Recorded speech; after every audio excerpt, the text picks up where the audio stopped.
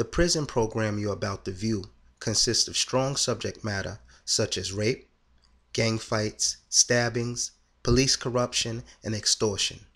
Due to the nature and language of the program, viewer discretion is advised. There are over 2 million inmates in American prisons, state and federal. The stories you're about to hear are from men and women, ex-cons, felons, and convicts who witnessed and survived through rapes, slashings, gang violence, and extortion during their time in America's most dangerous prison systems. Prison X was created to give the viewer a first-person look at prison life during an inmate's most vulnerable time. These are not actors or actresses playing a part. All the stories told are 100% real. We were warned that it could be serious repercussions if these stories are released. Prison X is the evolution of Scared Straight, with stories being told from outside of prison walls. Anthony Ramirez, Bronx, New York, 95R 1933, 99R 4621, 54321, 054. I've been in Attica, Wyoming, Orleans, Mohawk, Brooklyn, MDC, Atlanta, USP, Beaumont, Texas. Altogether, I did about 11 years. 11 years.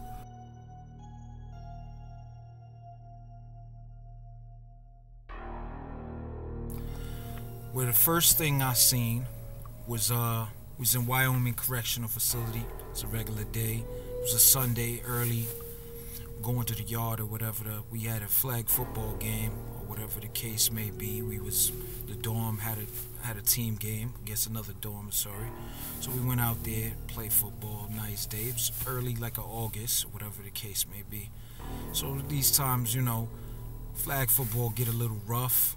Dudes push a little hard, grab the flags or whatever the case may be. One particular dude, you know, he got shoved a little hard, guy on my team. So, you know, he jumped up in the guy's face and was like, yo, you know, watch yourself, man. And the dude said, you know what, F you, whatever. They came to their face or whatever. No problem really happened from that. It was just peace after that. So, you know, the game is over, whatever the case may be. It's time to go back.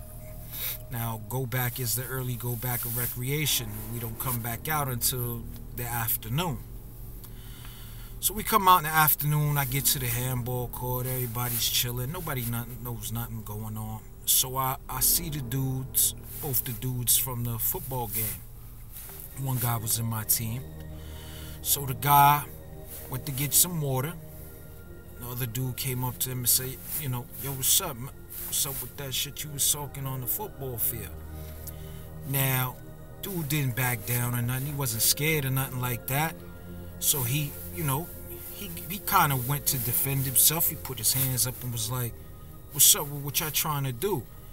Now, at that point, he didn't know he was surrounded by what was probably a gang. They formed like a tower around you. It's like a, you know, they covered him up. What do you mean, a tower? Like, they formed on him. They circled him like this. Oh, okay. All so right. that he couldn't come around. Like, if he tried to run out the circle, they block him or whatever. So what happened was, next thing you know, dude that was on my team started banging him with an ice pick right there. The dude who was getting stabbed, he was taking it. He was like, ah. But everybody that was in the circle had ice picks too. So they stabbing him. Bang, bang, bang. I'm like, handball courts right here. Bathrooms right here, Wyoming Correctional Facility. So there's the water right there where it's happening at. So I'm seeing this. Right. They just letting go on him. So they was hitting him so much he couldn't get out. He had to jump out his shoes. He literally jumped out his shoes because they was unlaced. He used to walk around with them unlaced. He jumped out his shoes and started running down the yard. he just collapsed right there. Boom. Ended the story. Everybody went around their business. They closed the yard down or whatever the case may be.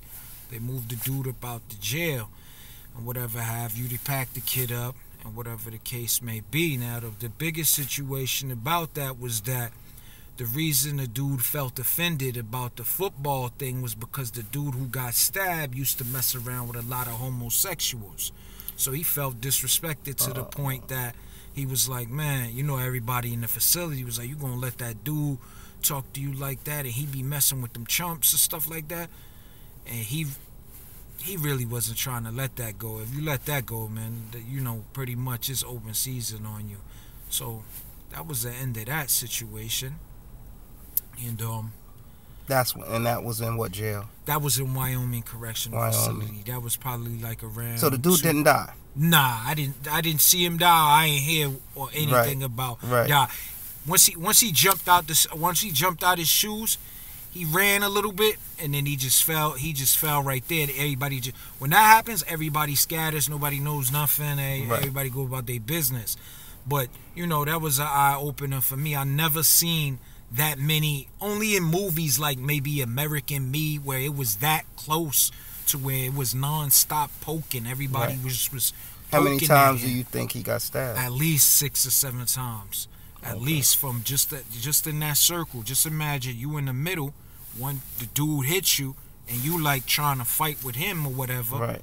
But he didn't know that whole circle was there to try to hold him down.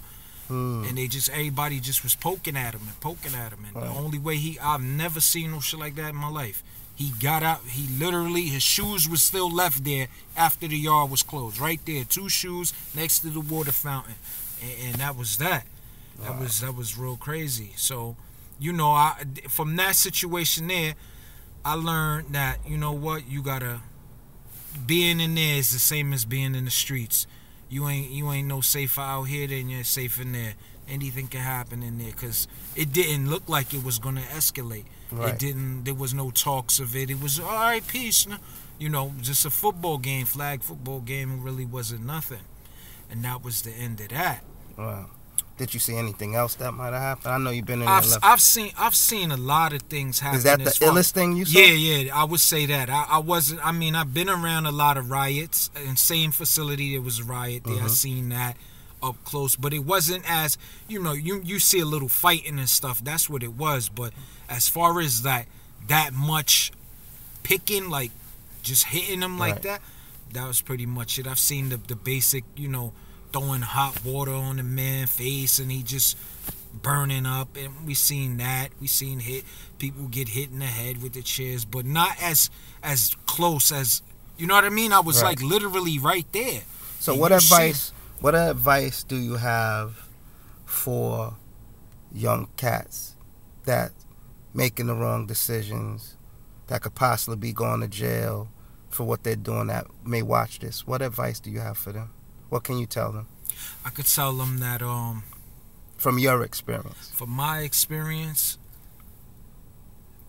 man, my experience ain't much, to be honest, man, ain't really much anyone could tell anyone these days. I think learning by experience is the best thing, because I was told ahead of time, like, hey, you know, while I was coming up through Raggers Island in the early days, and you know, they tell me what to expect, but until I experienced it, I didn't want to hear nothing.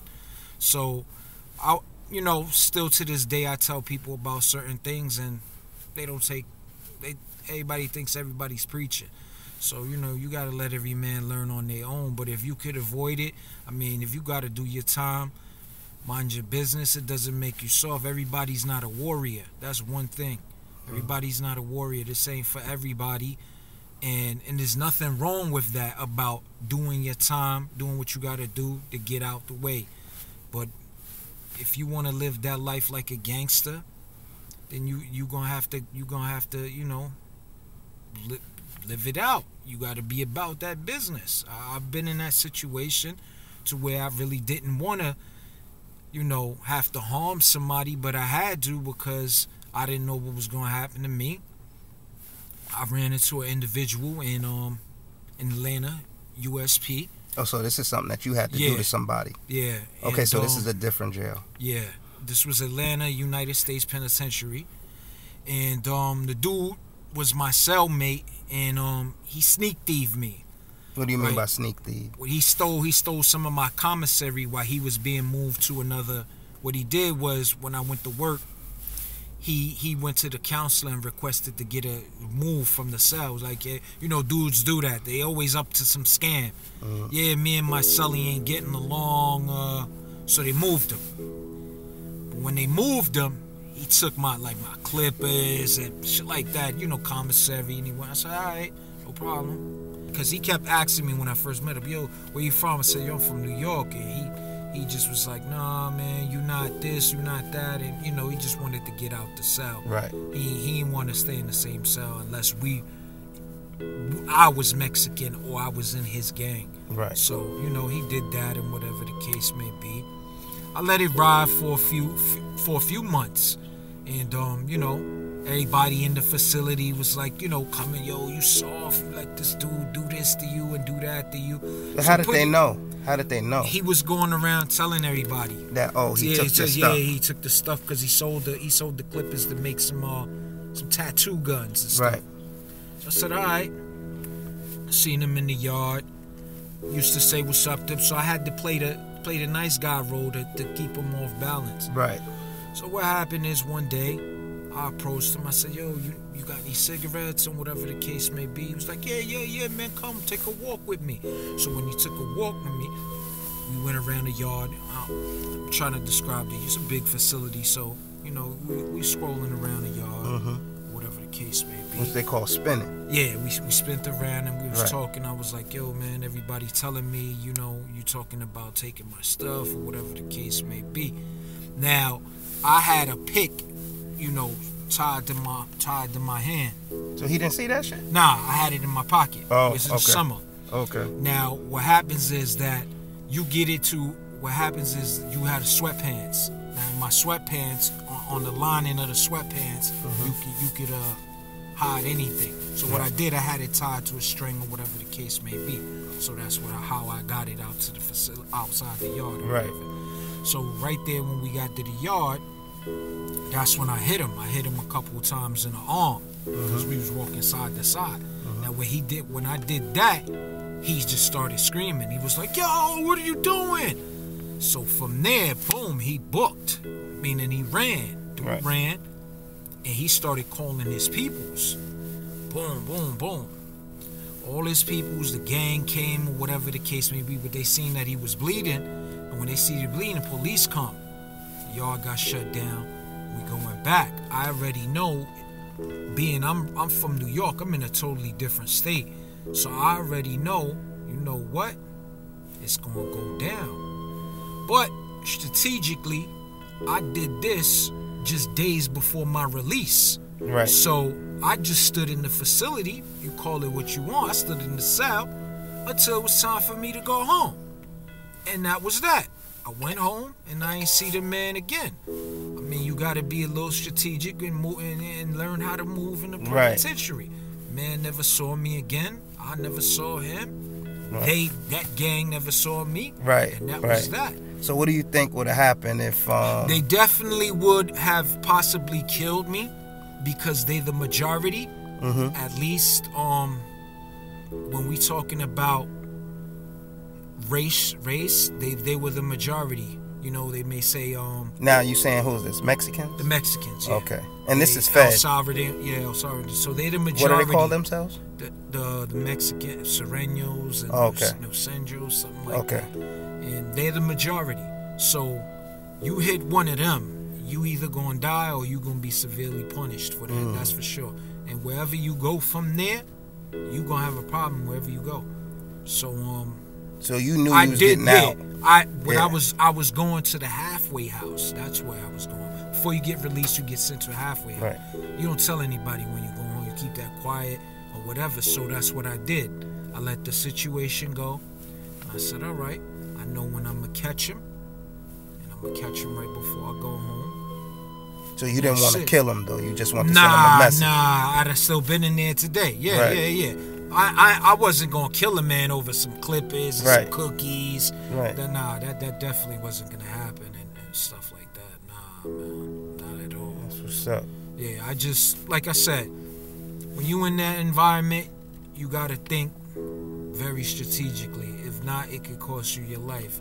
Any mistake by me, or if I'd have told anybody I was up on him and I felt like doing a certain thing to him, I definitely would have been in some big problems. Especially being that it wasn't too many New York people from there, so you know everybody's always clicked up, whatever the case may be. But Right. that's what it is. I learned a valuable lesson from that too. Which was? You know, dudes are stealing and stuff like that. Don't go to jail stealing. That's pretty much it, man. Right. That's what you could get from me. Right. Don't come to jail stealing, and that's pretty much what I gotta say, man. This is AMP 99R 4621 99R 1933 54321 054. This is my story, and this is Prison X. Cool.